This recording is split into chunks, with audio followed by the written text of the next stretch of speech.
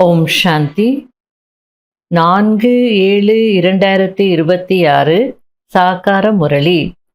இன்று சிவ பகவான் கூறுகிறார், இனிமையான குழந்தைகளே, ஞானக்கடல் தந்தை உங்களுக்கு ஞானத்தின் 3வது கண் கொடுக்க வந்திருக்கார்.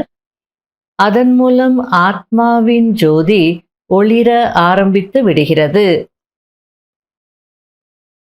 கேள்வி: தந்தை செய்பவர் மற்றும் செய்விப்பவர் என்று ஏன் சொல்லப்படுகிறார்? அவர் என்ன செய்கிறார்? எதை செய்விக்கிறார்? பதில்: பாபா கூறுகிறார், நான் குழந்தைகளாகிய உங்களுக்கு முரளி சொல்லக்கூடிய காரியத்தை செய்கிறேன். அதாவது முரளி சொல்கிறேன், மந்திரத்தை கொடுக்கிறேன், உங்களை தகுதியானவர்களாக ஆக்குகிறேன். பிறகு உங்கள் மூலமாக சொர்க்கத்தின் திறப்பு விழா செய்விக்கிறேன். நீங்கள் தூதுவர்களாகி அனைவருக்கும் செய்தி கொடுக்கிறீர்கள். நான் குழந்தைகளாகிய உங்களுக்கு டைரக்ஷன் கொடுக்கிறேன். இதுதான் என்னுடைய கிருபை மற்றும் ஆசீர்வாதம் ஆகும். முரளியின் பாடல். இன்று அதிகாலையில் வந்தது யார்? ஓம் சாந்தி. குழந்தைகள், பாடலை கேட்டீர்கள். குழந்தைகளாகிய நம்மை அதிகாலையில் எழுப்புவதற்காக வந்தது யார்? அதனால் நம்முடைய 3வது கண் முற்றிலுமாக திறந்துவிட்டது. ஞானக்கடல் பரம்பிதா பரமாத்மாவின் மூலம் நம்முடைய 3வது கண் திறந்துவிட்டது. இறைவன் ஜோதியை ஏற்றக்கூடியவர் என்று சொல்லவும் செய்கிறார்கள். ஆனால் அவர் நம்முடைய தந்தை என்பதை யாரும் அறியவில்லை.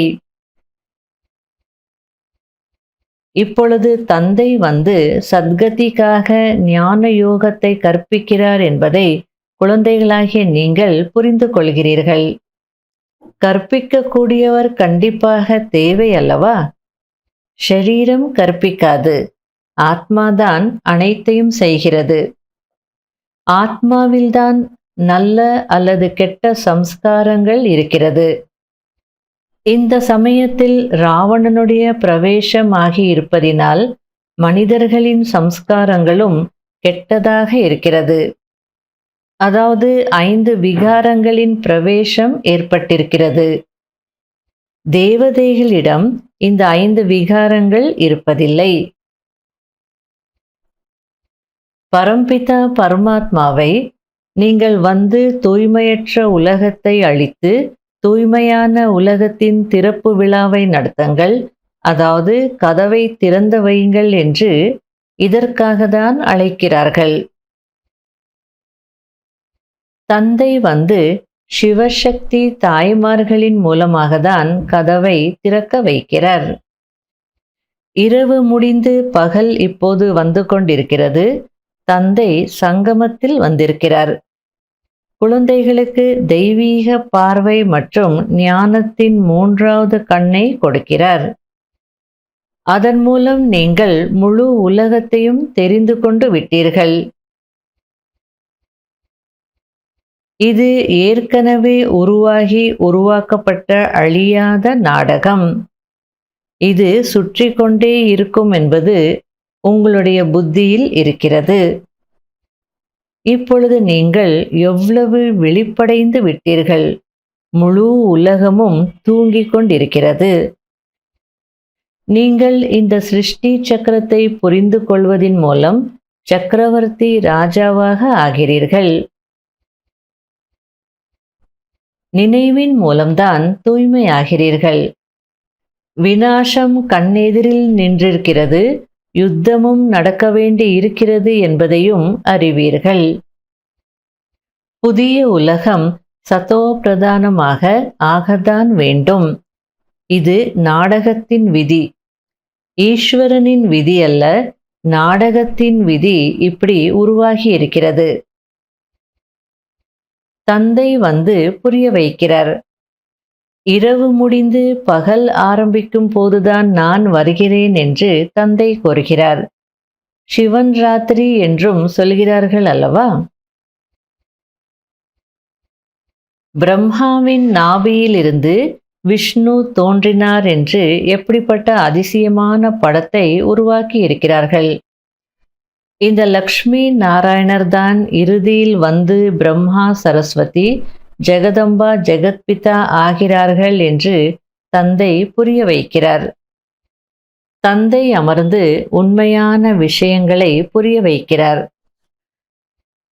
தந்தை நன்மை செய்யக்கூடியவர், உங்களையும் கூட நன்மை செய்யக்கூடியவர்களாக ஆக்குகிறார்.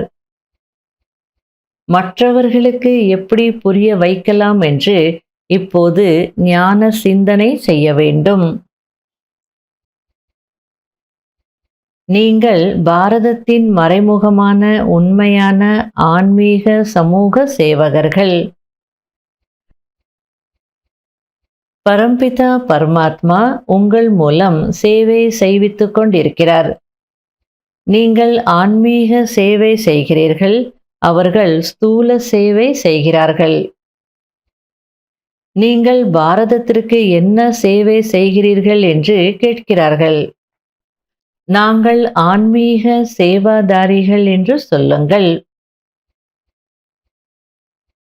சிவ் பாபா சொர்க்கத்தின் திறப்பு விழா செய்வித்துக் கொண்டிருக்கிறார், ஸ்தாபனை செய்வித்துக் கொண்டிருக்கிறார். சிவ் பாபா செய்து செய்விப்பவர், அவர் செய்வித்துக் கொண்டிருக்கிறார். நினைவின் முயற்சி செய்யவில்லை என்றால் அந்த அளவிற்கு உயர்ந்த பதவி அடைய மாட்டீர்கள். தந்தை மிகவும் அன்பானவர். உங்களுக்கு எதிர்காலத்திற்காக 21 பிறவிகளுக்கு சுகத்தின் ஆஸ்தியை கொடுக்கிறார். யார் போன கல்பத்தில் ஆஸ்தி எடுத்தார்களோ அவர்கள் நாடகத்தின் அனுசாரம் கண்டிப்பாக வருவார்கள். என்னை நினைவு செய்யுங்கள். மற்ற தொடர்புகளை விட்டுவிட்டு என்னுடன் தொடர்பை இணைத்துக் கொண்டீர்கள் என்றால் நீங்கள் தூய்மையாகி விடுவீர்கள் என்று தந்தை கூறுகிறார். நல்லது. இனிமையிலும் இனிமையான தேடி கண்டெடுக்கப்பட்ட செல்ல குழந்தைகளுக்கு மாத்பிதா பாப் தாதாவின் அன்பு நினைவுகள் மற்றும் குட் மார்னிங்.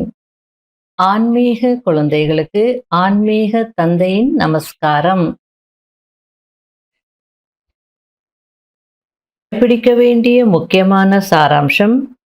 முதல் பாயிண்ட், நடந்தது நடந்துவிட்டது.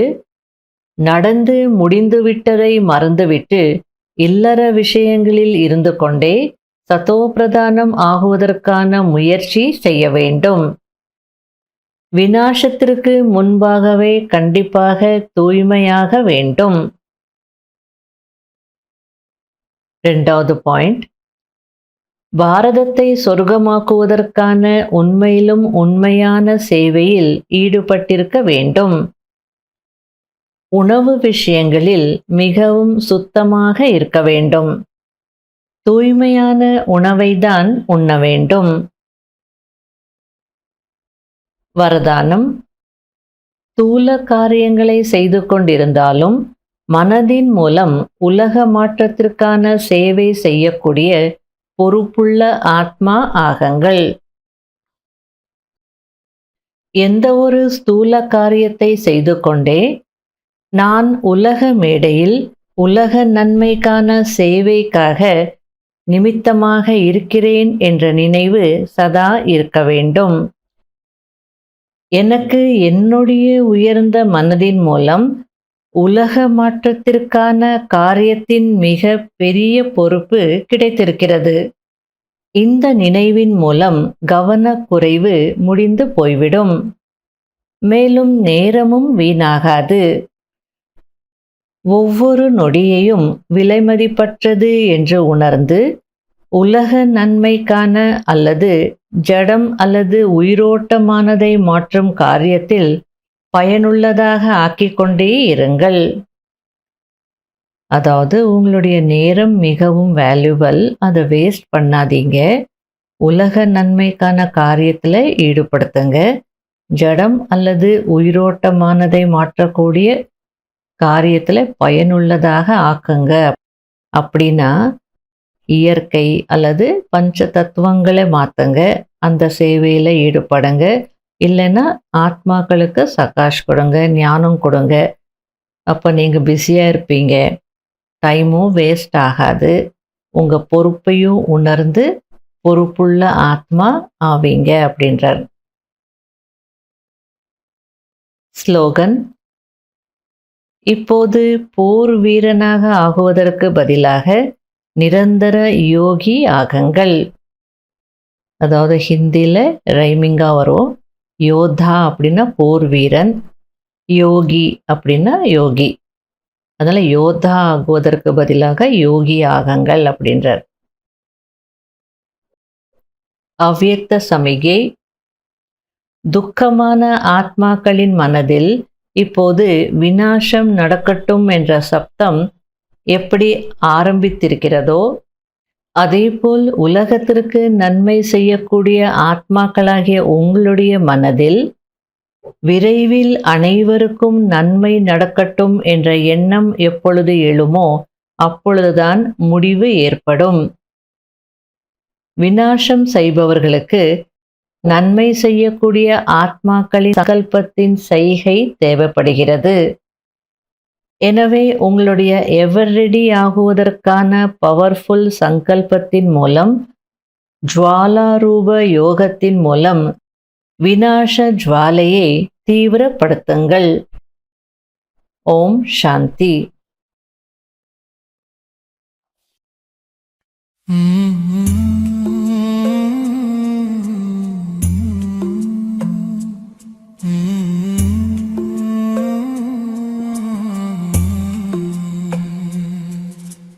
அன்பான பாபா, அழகான பாபா, ஆகாயம் உன்னோடுதான், அணைக்கின்றேன் என்னோடுதான்.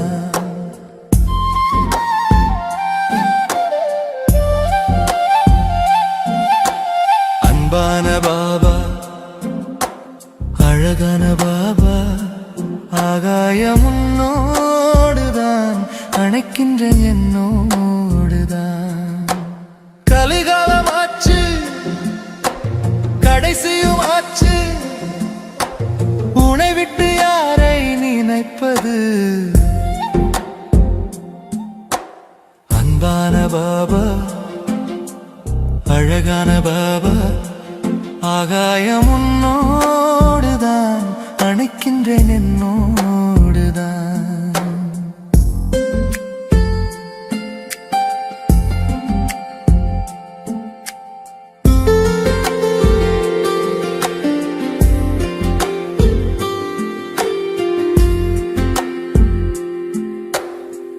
கண்ணுக்குள் நீராக, நெஞ்சுக்குள் நினைவாக, சொல்லுக்குள் சுவையாக வந்தாய் பாபா.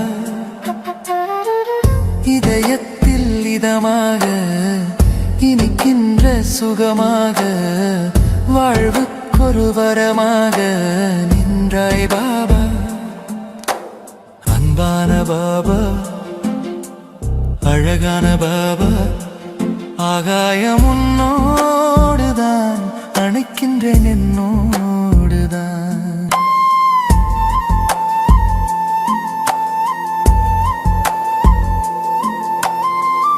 எண்ணம் எல்லாம் நீதான் பாபா, எந்தன் காதல் நீதான் பாபா.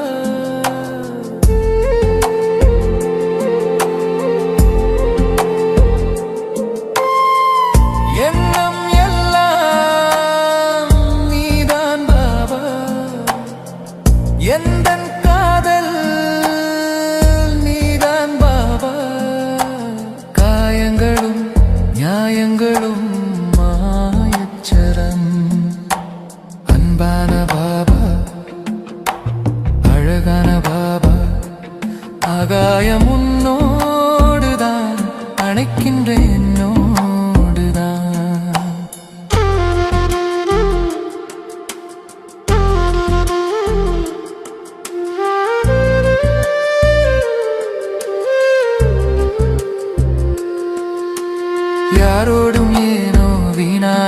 பேச்சு அன்போடு தானே சிவனே என்றாச்சு. உன்னோடு மட்டும் குறையாது பேச்சு, குறையாது பேச்சு. யாரோடும் ஏனோ வீணான பேச்சு அன்போடு தானே சிவனே என்றாச்சு.